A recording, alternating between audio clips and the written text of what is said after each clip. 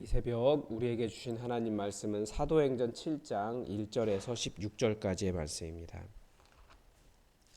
사도행전 7장 16절에서 1장 16절에서 17절까지의 말씀입니다. 우리 하나님의 말씀을 다 함께 받들어 읽겠습니다. 사도행전 7장입니다. 스데반 대제사장이 이르되 이것이 사실이냐? 스데반이 이르되 여러분 부형들이여 들으소서.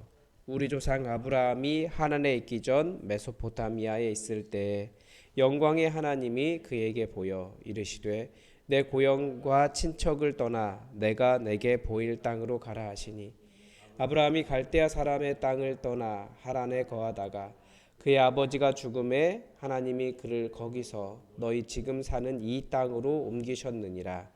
그러나 여기서 발 붙일 만한 땅도 유업으로 주지 아니하시고 다만 이 땅을 아직 자식도 없는 그의 약속하셨으며 하나님이 또 이같이 말씀하시되 그 후손이 다른 땅에서 나그네가 되리니 그 땅 사람들이 종으로 삼아 400년 동안을 괴롭게 하리라 하시고 또 이르시되 종 삼는 나라를 내가 심판하리니 그 후에 그들이 나와서 이곳에서 나를 섬기리라 하시고 할례의 언약을 아브라함에게 주셨더니 그가 이삭을 낳아 여드레 만에 할례를 행하고 이삭이 야곱을 야곱이 우리 12조상을 낳으니라. 여러 조상이 요셉을 시기하여 애굽에 팔았더니 하나님이 그와 함께 계셔 그 모든 환난에서 건져내사 애굽 왕 바로 앞에서 은총과 지혜를 주심에 바로가 그를 애굽과 자기 온 집의 통치자로 세웠느니라. 그때 애굽과 가나안 온 땅에 흉년이 들어 큰 환난이 있을세 우리 조상들이 양식이 없는지라. 야곱이 애굽에 곡식이 있다는 말을 듣고 먼저 우리 조상들을 보내고 또 재차 보내매 요셉이 자기 형제들에게 알려지게 되고 또 요셉의 친족이 바로에게 드러나게 되니라. 요셉이 사람을 보내어 그의 아버지 야곱과 온 친족 75사람을 청하였더니 야곱이 애굽으로 내려가 자기와 우리 조상들이 거기서 죽고 세겜으로 옮겨져 아브라함이 세겜 하몰의 자손에게서 은으로 값주고 산 무덤에 장사되니라. 하나님이 아브라함에게 약속하신 때가 가까움에 이스라엘 백성이 애굽에서 번성하여 많아졌더니 여기까지 읽겠습니다. 네, 여기까지 읽겠습니다. 네, 16절까지인데요. 제가 17절까지라고 생각했습니다. 초대교회, 신약교회는 사도들뿐만 아니라 평신도 지도자들도 하나님의 권능을 행하는 사람들이었습니다. 그래서 우리가 가정교회, 목장을 세우려고 하는 이유가 무엇이냐?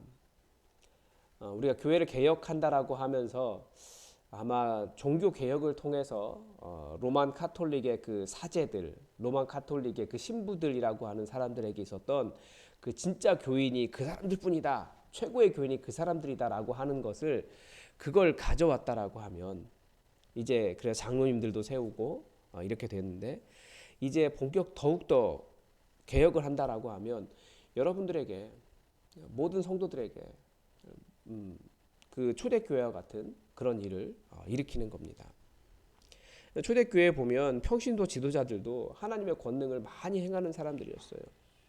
7 집사 중에 하나였던 스데반이 민간에 큰 기적과 표적을 행했다 이렇게 되어 있습니다. 이런 기사와 표적은 이 복음을 증거하기 위한 방편이었기 때문에 예수님의 부활과 그 부활에 담긴 소망을 증거했을 것입니다. 그래서 많은 사람들과 논쟁이 붙었다 그러는 거예요. 이해가 되죠. 사람이 죽었다가 살아난다라고 하는데 논쟁이 붙었습니다. 스데반은 지혜와 성령으로 말했기 때문에 그 사람들이 다 스데반의 말에 반박하지 못했습니다. 그러자 그 사람들이 사람들을 매수해서 이 스데반이라는 사람이 모세와 하나님을 모독하는 말을 우리가 들었도다 이런 말을 하는 거예요. 그런 소문을 냈습니다.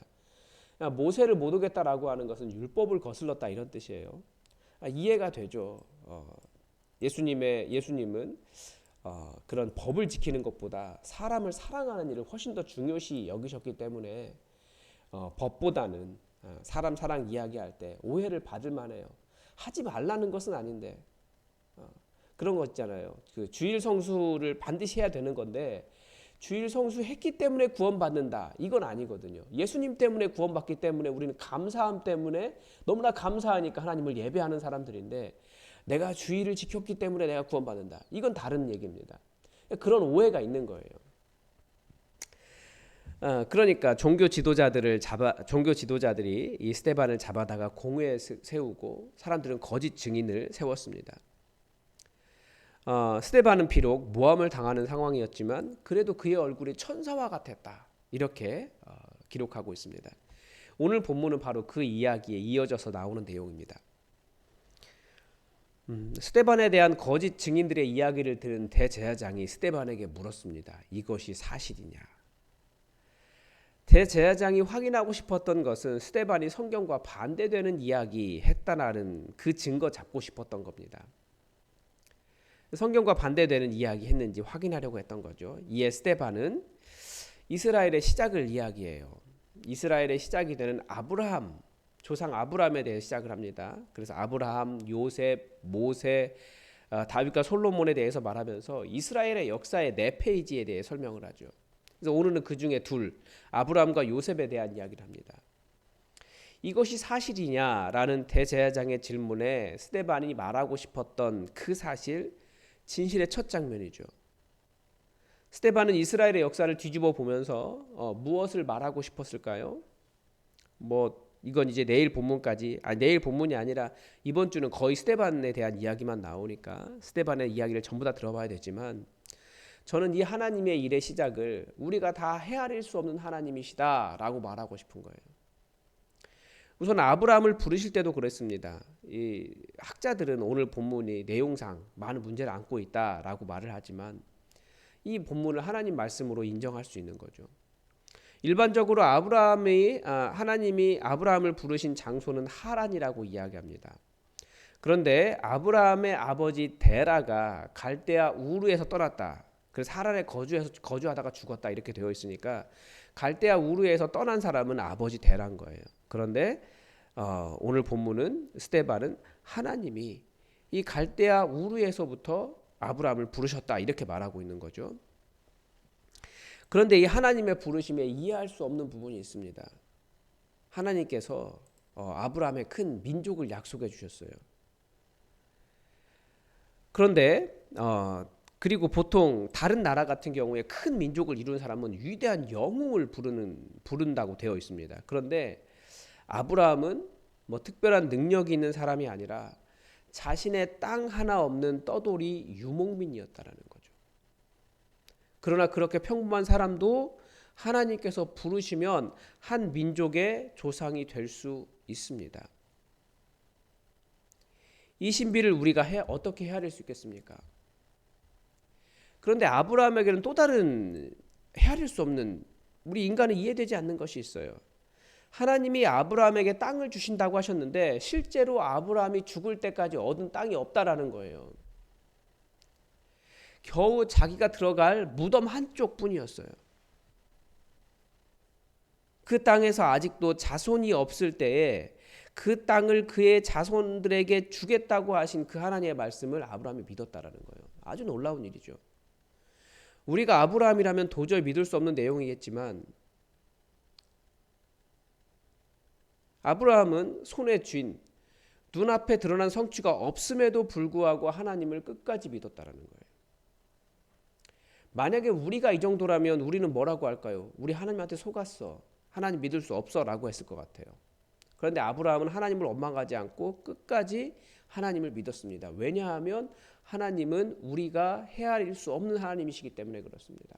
아브라함은 그것을 많이 경험했어요. 100세의 아들을 낳을 때도 그랬고요. 사라가 90 먹은 할머니 사라가 아들을 낳는다라고 약속을 들을 때도 믿기 어려운 이야기였지만 그 일을 성취하신 하나님을 보면서 하나님은 하시는구나. 내 자손에게 땅을 주겠다고 약속하신 그 하나님이시기 때문에 분명히 주실 것이다. 이것을 그는 믿었다라는 거예요. 하나님은 하나님이시기 때문에.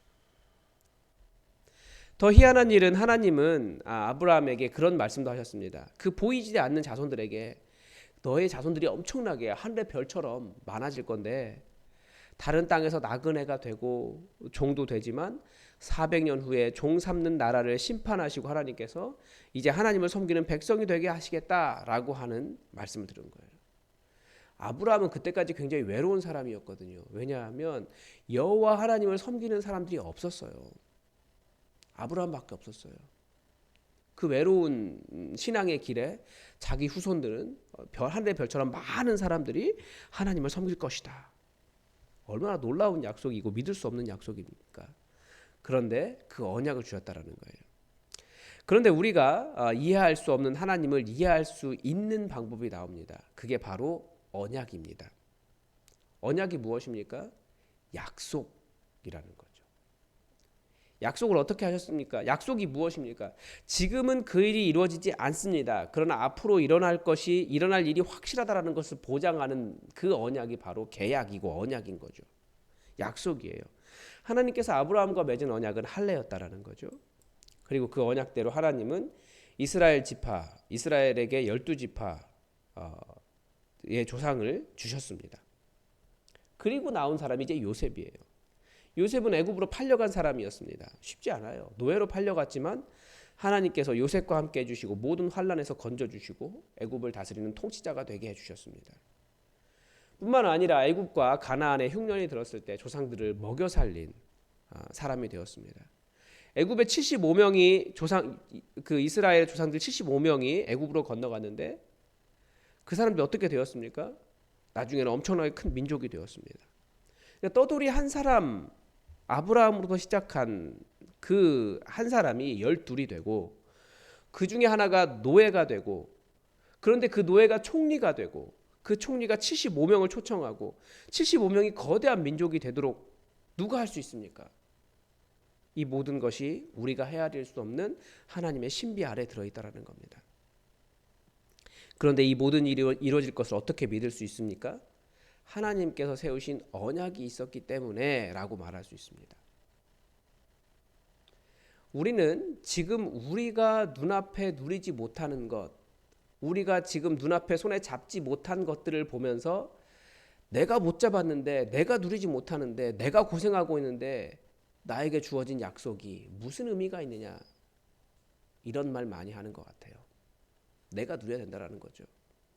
근데 하나님의 신비는 사실 지금 누리지 못해도 반드시 성취되는 데 있다는 거예요. 저는 우리 교회가 그렇다고 봅니다. 우리 교회 많은 분들이 보면서 여러 가지 부족한 점들을 찾죠. 안 된다고 하는 것들도 찾아요.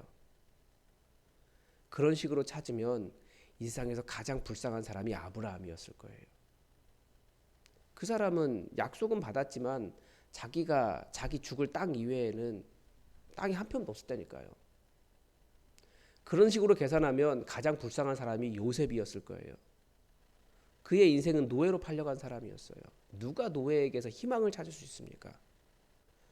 그런데 그 사람이 애굽의 총리가 될 줄, 그 수많은 민족을 잉태하는 일을 시작할 줄 누가 알았습니까?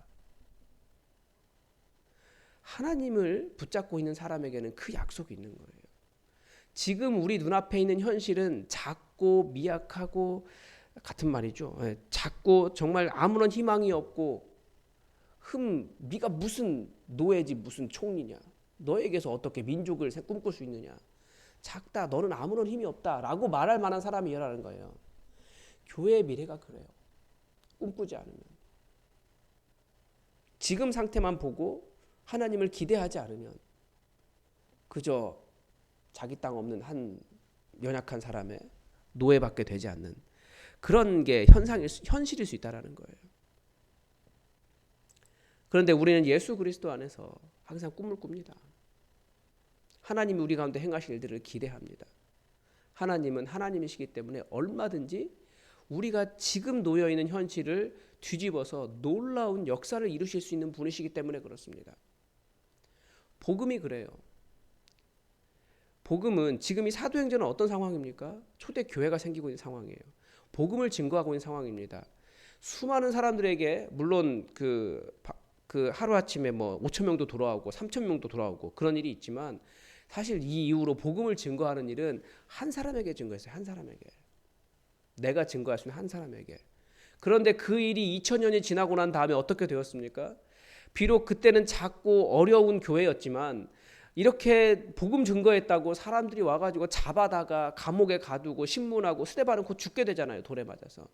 그런 상황이었지만 그때 전해진 그 복음이 2000년이 지나서 지금 우리에게도 일어났고요. 들어왔고요. 우리나라에서 엄청난 교회가 일어나고 있어요. 그러니까 절대 하나님의 일은 작게 보는 게 아니에요. 지금 우리가 하고 있는 이 미약하고 연약하고 이 무슨 의미가 있느냐, 이 한 사람에게 행하는 일이 무슨 의미가 있냐라고 생각하는 그 복음의 역사가 어떤 일이 일어날지, 어떻게 크게 일어날지 우리는 몰라요. 그러나 하나님이 행하시기 때문에 하나님은 놀라운 역사를 이루신다라는 거예요. 그렇기 때문에 우리 이거 안 되냐, 왜 저거 안 되냐, 왜 노예밖에 되지 못했느냐, 너에게 주어진 땅이 어디 있느냐, 내놔라, 이런 식으로 말하는 건 하나님의 역사를 모독하는 것 같다라는 거예요. 절대 우리는 작은 일 하는 게 아닙니다. 주님께서 부르시는 부르심에 순종하고 있다면 하나님은 우리의 작은 일을 통해서 하나님의 놀라운 역사를 이루신다라는 거죠. 저는 그래서 우리 교회가 저는 계속 꿈꾸는 게 있잖아요. 하나님께서 우리를 통해서 이 춘천 시내, 이 춘천 전역을 복음화하시는 그 일을 지금도 꿈꾸고 있습니다. 그 일을 위해서 할 수 있는 매일 한 걸음씩을 걸어가고 있는 거예요. 우리 교회가 그 일 할 거라고 저는 믿습니다. 한 사람에게 복음 증거하는 그 일이 시작될 때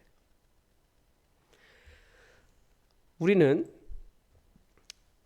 주어지지 않은 약속이 아니고 성취되지 않은 약속을 이루기 위해서 오늘 살아가고 있습니다. 우리는 주님께 받은 약속이 있어요. 지금은 이루어지지 않은 거예요. 언약이란 그것입니다. 지금은 이루어지지 않았습니다. 그러나 반드시 이루어질 일이 하나님의 언약입니다. 우리는 어떤 미래를 보장받았습니까? 주님이 다시 오셔서 그날 우리도 부활하고 하나님 나라에서 영원히 살 약속을 받았습니다. 그 언약의 보증으로 오신 분이 성령님이십니다. 아직 누구도 예수님 이외에 부활한 사람은 없습니다. 물론 몇 명 있긴 하지만 다른 부활이죠. 예수님처럼 부활한 사람은 없어요.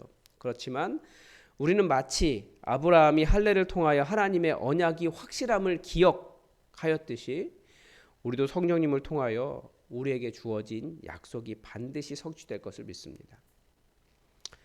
죽었다가 살아나는 일을 어떻게 믿을 수 있습니까? 그러나 하나님이 약속해 주셨습니다. 인간적으로는 절대 헤아릴 수 없는 신비인 거예요. 영원히 사는 것도 하나님께서 약속해 주셨습니다. 우리 생각으로는 헤아릴 수 없는 하나님의 신비입니다. 대제사장은 하나님을 섬긴다고 하면서도 하나님을 믿지를 못했습니다. 언약도 이해하지 못했습니다. 지금 눈앞에 손에 쥔 것만 믿은 것 같습니다. 그러나 우리의 믿음은 다릅니다. 지금은 손에 쥔 것이 없어도 주님께서 하시겠다고 하시는 것이 성취될 것을 믿는 것이 믿음입니다. 우리의 부활과 영원한 삶이 약속되어 있습니다. 이 믿음을 지금 눈에 보이는 내가 헤아릴 수 있는 수준으로 낮추지 않기를 바랍니다. 그리고 여러분의 삶 안에 담겨 있는 아브라함과 요셉과 같은 하나님의 역사도 믿으시기 바랍니다. 지금 내가 가난하고 지금 내가 아무 힘이 없고 지금 내가 꿈꿀 수 없는 상황 아닙니까? 나 노예 아닙니까? 내게 주어진 눈앞에 주어진 땅 한 평이 어디 있습니까? 라고 하나님께 따지기보다 혹은 사람들의 그렇게 사탄의 참소를 듣기보다 하나님께서 우리에게 주시는 은혜가 무엇인지 알고 하나님께서 행하실 일들을 끝까지 믿음으로 기도하며 하나님을 기대하는 그런 우리의 삶이 되었으면 좋겠습니다. 오늘도 하나님의 뜻이 우리에게 이루어지기를 주기도문으로 기도하겠습니다. 하늘에 계신 우리 아버지, 아버지의 이름을 거룩하게 하시며 아버지의 나라가 오게 하시며 아버지의 뜻이 하늘에서와 같이 땅에서도 이루어지게 하소서. 오늘 우리에게 일용할 양식을 주시고 우리가 우리에게 잘못한 사람을 용서하여 준 것 같이 우리 죄를 용서하여 주시고 우리를 시험에 빠지지 않게 하시고 악에서 구하소서. 나라와 권능과 영광이 영원히 아버지의 것입니다. 아멘. 여러분 교회를 위해서 기도해 주십시오. 그리고 우리 교회가 지금 가정교회 이제 남은 기간은 가정교회에 집중하려고 합니다. 가정교회가 정말 초대교회처럼 일어설 수 있도록 각 그 구역이라면 구역이라고 말할 수도 있고 뭐 목장이라고 뭐라고 부르든지 우리의 소그룹이 진짜 교회 되도록 여러분 성령을 부어달라고 함께 기도해 주시기 바랍니다. 계속해서 환우들을 위해서 기도를 부탁을 드립니다. 다 함께 기도하겠습니다.